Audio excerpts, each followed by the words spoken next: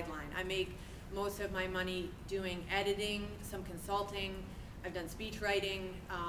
I've worked part-time as an editor. I do all sorts of things. I also write about business. I have a real interest in the business of the media.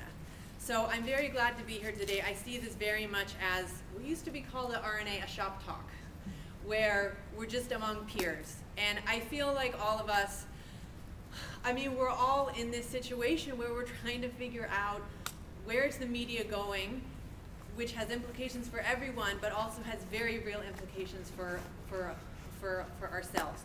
So it was David Waters who once said to me that by being very personal, you are very universal. So I'm just going to tell you the story of my own personal little blog, which is very irrelevant in the world.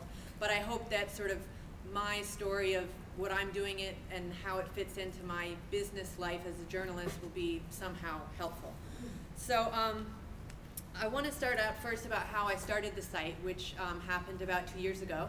It's interesting that we're at the Post. I had applied for David Waters' job, and Carol Murphy, who some of you know, wrote back and said, well, Andrea, you've got a lot of great, religion credentials, but you don't have any online experience. And that was just the kick in the rear end that I needed. Because, I read Romanesco, I knew what was going on. As a business reporter, I'd even been writing about the state of the news media, and I thought I sort of, knew where it was all going. But then all of a sudden I realized, what about me? Where am I going? Where are my skills? So, I made a decision, I have to start a website. At the time, I had no idea what that meant. And I actually thought it was going to be this huge outlay of time. So I remember saying to my husband, my income may be reduced by half for the next 3 months. I mean, that was my level of commitment. I actually went out and hired a web designer, a friend of a friend, and his role, especially at the beginning, was very much, it was like hiring a consultant. So I just came to him and said, I need to start a website, I don't have a clue, and he kind of walked me through it. He had me look around at other people's websites and see what I liked. He started talking to me about the difference between a static website and a blog. I mean, I was starting from ground zero. It was all new to me. It's all new to all of us. It is new, actually. So, so he talked me into having a blog format, which I wasn't even sure about. So I went one Friday night while my husband put the kids to bed and sat down in the aisle of Barnes and Noble in front of the technology section and read through a book that I was too cheap to buy that was called Clear Blogging, which if anyone's looking for a decent how-to book on blogging, I would definitely recommend that. It's called Clear Blogging. He also has a blog, but it's very kind of technical. So I got started with that. I started in April 2007, and I remember I was getting ready. I was posting my first post, which was an interview with Gary Stern. I don't know if Gary, are you here? No, okay.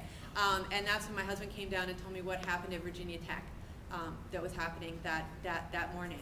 And I had a chance that week to kind of put the blog into action, and I did too. I'm very interested in the academic world and very interested in getting sort of academic ideas about religion out to a wider audience. I'm sort of a person who, if she wasn't a journalist, would have wanted to get a PhD. So, so I had a chance that week to do a couple of interviews with scholars about the meaning of the word evil, for example.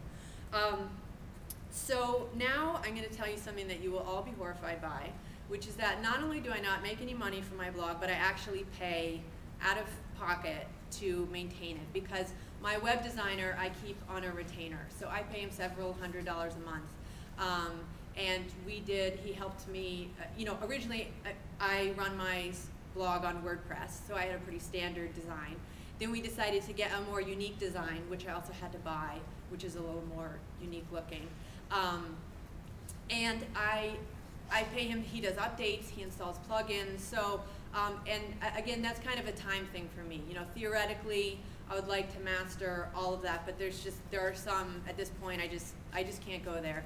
And he's also my tutor, so he's introduced me to things like Picnic, where you can do basically online photoshopping for free, and he sends me little training videos, and so he's sort of, my personal consultant. So this comes back to the question about being a freelancer, because a lot of you might sit there, and I'm very glad that Manya's here to talk from a staff perspective, but I'll just give 2 quick arguments of why I think my experience may be relevant to you, even if you're not a freelancer.